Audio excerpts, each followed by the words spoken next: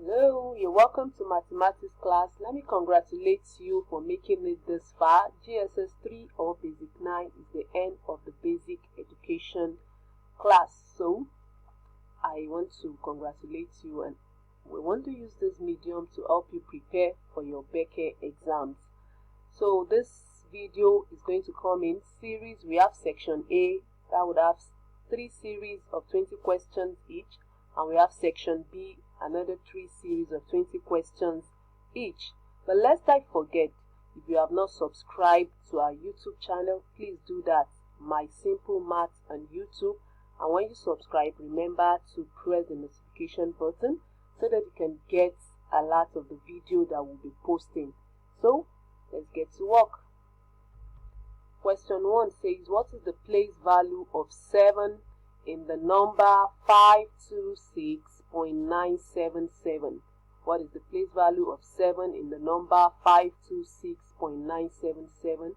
So in place value, we need to find out what the place value of each of them is, then we can know what the place value of 7 is. We have 2 7 in this question.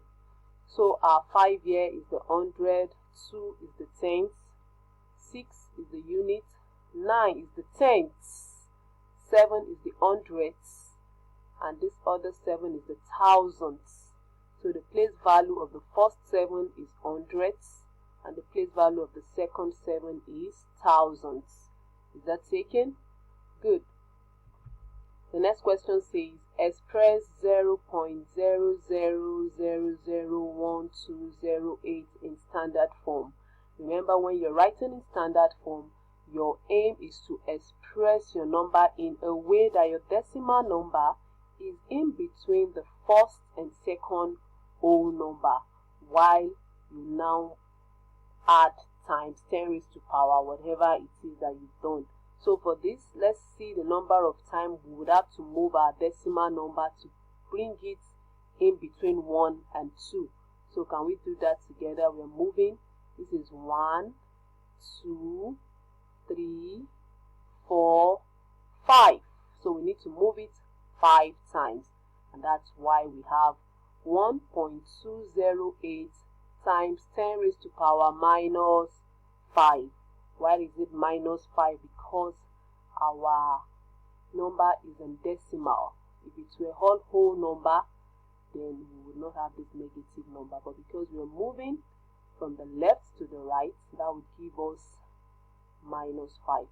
So this is 1.208 times 10 raised to power minus 5. Is that taken? Good. The next question says, approximate 0.007349 to 3 significant figures. So when we are trying to approximate numbers to significant figures, always remember that the zeros that come before the whole number are not significant. But if your zeros are in between your whole number, then they are significant. So for this, all the zeros here are not significant. So we'll start counting our significant numbers from 7. This is the first significant figure, and then this 3 is the second significant figure. This is the third significant figure. So if this is the third significant figure, I'll look at the number after it. If it's 5 or more than 5, then I'll add 1 to this. If it's less than 5, then I'll leave it as it is. So since this 9 is greater than 5, I'll add 1 to this to give me 0.00735. So 3 significant figures. Do you understand that? Very good. The next question says, find the positive difference between minus 8 and minus 4. When you're talking about positive difference, it simply means the difference between the bigger number, that's the bigger number should come first before your subtraction, and then the smaller number.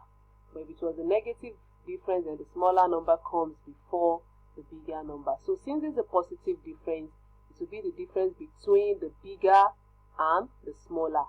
So since minus 8 is bigger than minus 14, then the positive difference will be minus 8 minus 14. Don't forget, this 14 is a negative number on itself, and now you are introducing the subtraction sign.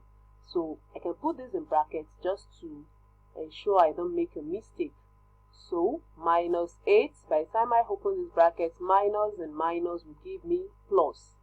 Do you understand? When two negative numbers comes together, it gives us a positive number. So minus 8 plus 14 will give me 6. I hope you still remember your number line. You can try using your number line to get this. So minus 8 plus 14 will give us 6. That is the positive difference between minus 8 and minus 14. Is that taken? Good. The next number says simplify minus 3 minus 21 minus 18. So the first thing you're going to do is open the brackets. Try using our board math to start with your brackets. Minus 3 minus 21 minus 8. So by the time I open this bracket, minus and minus will give me a positive sign. So minus 3 plus 21 minus 18. Remember, we're still using our board math, and in board math, addition comes before subtraction. So minus 3 plus 21 will give me 18. 18 minus this 18 I have here will give me 0. Is that taken? Very good. The next number says evaluate 1 over 2 square, the square of half, the square of 1 over 2. So let's do that. All I need to do is find the square of 1 over the square of 2. 1 times 1 is 1. 2 times 2 is 4. So 1 over 2 square is 1 over 4. These are questions that shouldn't take you so much time to solve. Then question 7 says evaluate the square root of 2 whole number 7 over 9. Evaluate the value of the square root of 2 whole number 7 over 9. So when you have a question like this is a mixed number. So the first thing you do is change this to an improper fraction. And how do I do that? 9 times 2 is 18. 18 plus 7 is 25. Don't forget your square root is still here. So I'm left with the square root of 25 over 9. And what is the square root of 25? 5. Because 5 times 5 will give me 25. And what is the square root of 9? 3. Because 3 times 3 will give me 9. So the square root of 25 over 9 is 5 over 3. Is that taken? Good. Question 8. Simplify 2 whole number 1 over 5 ratio 2 whole number 2 over 3. So change these mixed numbers to improper fraction. So if I'm going to change this, 2 whole number 1 over 5 is the same thing as saying 5 times 2, 10. 10 plus 1, 11. 11 over 5. And this is 3 times 2, 6. 6 plus 2, 8 over 3. Okay, so 11 over 5 ratio 8 over 3. Now don't forget that anytime you see ratio is the same thing as saying division. So instead of my ratio sign, I'm going to put my division sign. 11 over 5 divided by 8 over 3. Now do you still remember division of fraction? I'll change my division sign to multiplication sign, and then my denominator becomes my numerator, while the numerator becomes the denominator. Is that taken? Very good. 11 over 5 multiplied by 3 over 8. Then 11 times 3 is 33. 5 times 8 is 40. So if I look at 33 and 40, can I reduce it to a lower term? No. So I'm going to leave it this way. And then I change my division sign back to my ratio sign, which will give me 33 ratio 40. Do you understand this? Very good. Question 9. Find the smallest number by which 60 must be multiplied to give a perfect square. Okay, people have different way of solving this question, but let me use this. This seems to be explanatory enough. I'm going to try to find the LCM of 60. Is that taken? So let's start. 2 in 60, 30. 2 in 30, 15. 3 in 15, 5. 5 and 5, 1. So if you notice, I have a pair of 2 here, but the other numbers are single numbers. So since 3 and 5 are the only numbers that did not appear twice, so I'm going to multiply them together. 3 times 5, 15. So 15 is the smallest number that will be multiplied by 60 to give a perfect square. Can we test that? If I say 60 times 15, that gives me 900, and 900 is a perfect square. Is that okay? Very good. The next question, question 10. Find the LCM of 15, 25, and 35. Okay, so let's use the tabular method. I have 15, I have 25, I have 35. I'm going to start with the smallest prime number that can divide any of the 3. So I'll start with 3. 3 in 15 is 5. 3 in 25, it cannot give me a number without remainder, so I'll just rewrite my 25. Is that taken? I'll write my 25. 3 in 35, I can't divide that, so I'll still write my 35. And then I'll come here. 5 and 5, 1. 5 and 25, 5. 5 and 35, 7. What else can I use? 5. 5 and 1, 1. 5 and 5, 1. 5 and 7, I'll still write down my 7. And I'll come here and use 7. 7 in 1, 1. 7 in 1, 1. 7 in 7, 1. My aim is to ensure that everything has 1, 1, 1. And then I will know that I have find the LCM of 15, 25, and 35.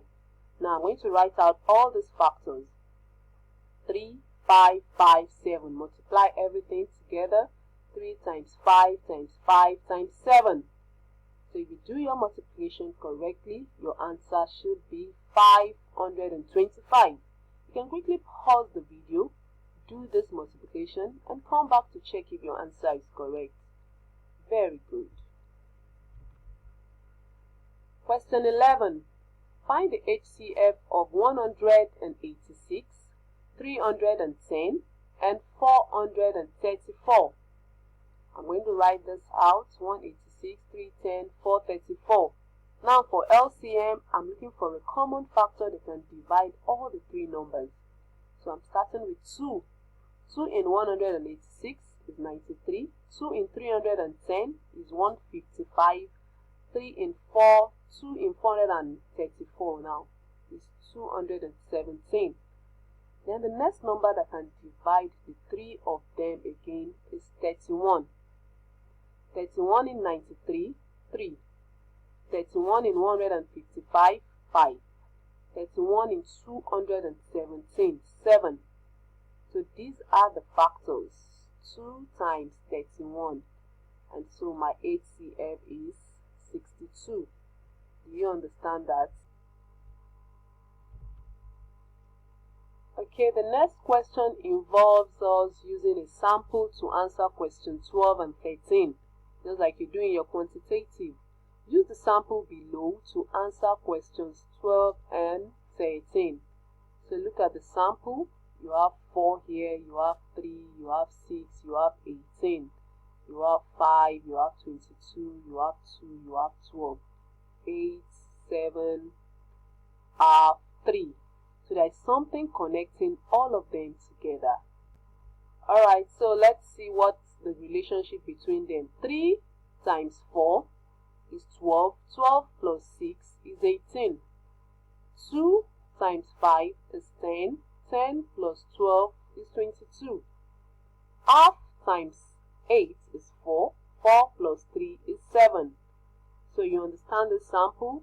Now we can answer the questions that follow. Alright, so this is a question mark. We don't know what is here, but we know that whatever is here, multiply by 6 and then add it to minus 4 should give us 14. So since we don't know this number, let's represent it with y. Y times 6, so if this is y, y times 6 plus minus 4 should give us 14. So let's do that. Y times 6 plus minus 4 is equals to 14. Y times 6, so let's open the brackets. A positive and negative sign will give us a negative sign. So y times 6 minus 4 is equals to 14. Y times 6 is 6y, and then I bring my minus 4 to this side, it becomes plus 4. 14 plus 4. 6y is equals to 18. Divide both sides by 6. Y is equals to 3, because 18 divided by 6 is 3. So that means I have 3 here. Can we check that? 3 times 6 is 18. 18 minus 4 is 14. So that's correct. Is that taken? Beautiful. Okay, we have a question mark here. We don't know what is here, but we know that 1 over 4 multiplied by whatever is here plus 5 should give us 8. So let's look at that. Let's use y to represent this missing number. 1 over 4 times y plus 5 is equals to 8. So this 1 over 4 times y is the same thing as y over 4. And we'll bring this 5 to this side, it becomes minus 5. Y over 4 is equals to 8 minus 5. Y over 4 is equals to 3.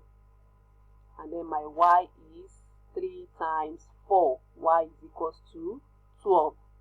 So let's check.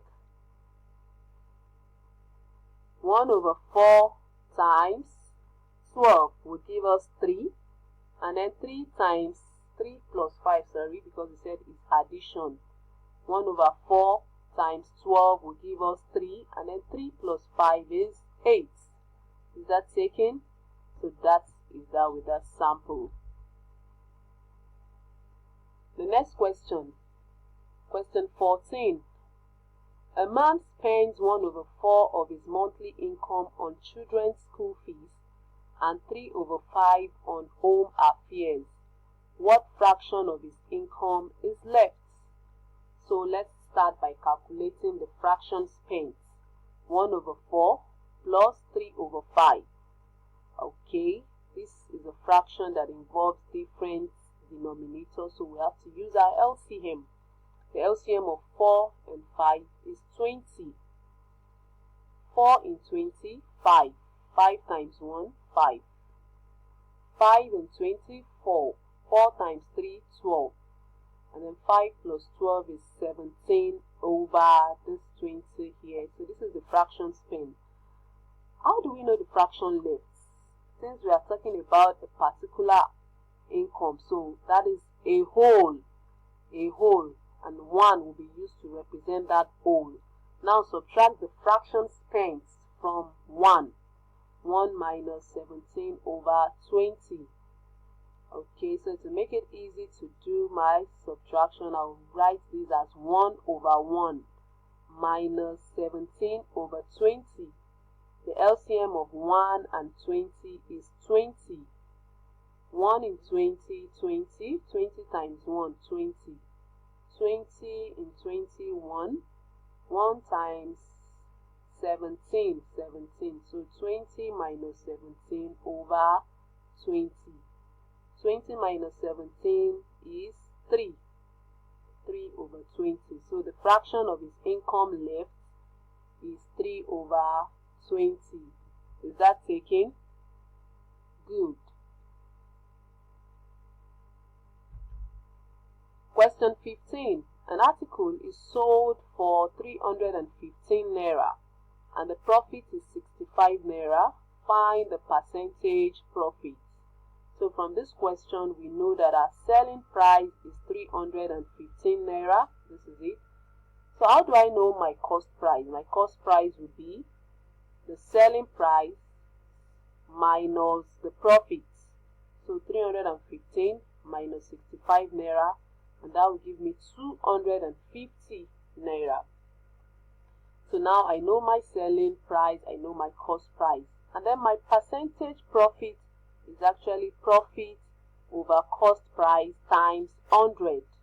So this is my profit, 65 naira, over my cost price, 250 multiplied by 100. So if you do this calculation correctly, your answer should be 26%. 26%. Is that taken? Good. Question 16. If 35% discount is given on a trouser which costs 3,000 naira, how much will a buyer pay for the trouser? From the word discount, it means a reduction in the price. A reduction in the price. So first of all, let's look at the discount. Let's calculate the discount. Discount will be 35%. That's 35 over 100 multiplied by the cost price. 35 over 100 multiplied by 3,000. So these two zeros, you cancel these two zeros. I'm left with 30 times 35, and that will give me 1,050 naira. So this is the discount. For me to know the amount the buyer will pay now, I will subtract this discount from the cost price.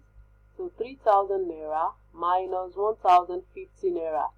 I'm left with 1,950 naira. This was the amount the buyer paid for the trouser. Is that okay? Good. Question 17. Express 0.504 as a fraction in its lowest term. So I want to change this to a fraction. It's in decimal, I'll change it to fraction. And how do I do that? I'll move my decimal point to the end of the number. How many times? 1, 2, 3. So because I've moved 3 times, that means I'm going to have 3 zeros. That's 1,000. So 0.504 rather. 0.504 is the same thing as saying 504 divided by 1,000. You can see 1,000 have 3 zeros. So the next thing is I'm going to keep dividing until I get to the lowest term. So I can divide this by 4. 504 divided by 4 will give me 126. 1,000 divided by 4 will give me 250. And then I'll divide by 2. 126 divided by 2 will give me 63. 250 divided by 2 will give me 125. So look at these two numbers. Can I divide it further? No. So this is my final answer. This is the lowest term. Is that okay? Question 18. Find the value of 16 times 2 minus 3 plus 14 divided by 7. This requires us to use our board math. Board math brackets of division, multiplication, addition, and subtraction. So we'll start with the division. 14 divided by 7 is 2. And then I'll come back and write every other number. 16 times 2 minus 3 plus 2. Then the next thing is multiplication. 16 times 2 is 32. 32 minus 3 plus 2. Then I'll do my addition. Addition. Minus 3 plus 2 is minus 1. 32 minus 1 is 31. So this is my answer. Is that taken? Very good. Question 19. If you collect a loan of 250,000 from a bank at the rate of 11 whole number 1/2% interest, how much will you pay as interest at the end of the year? So let's look at the things we have. We have the principal, which is 250,000. You have the rate, which is 11.5%. You are to find the interest. Isn't that alright? So the formula for finding interest is, okay, they mentioned year, just 1 year, so our time is 1. The formula is principal times rate times time divided by 100. My rate, I have to change this to improper fraction. 2 times 11, 22, plus 1, 23 divided by 2.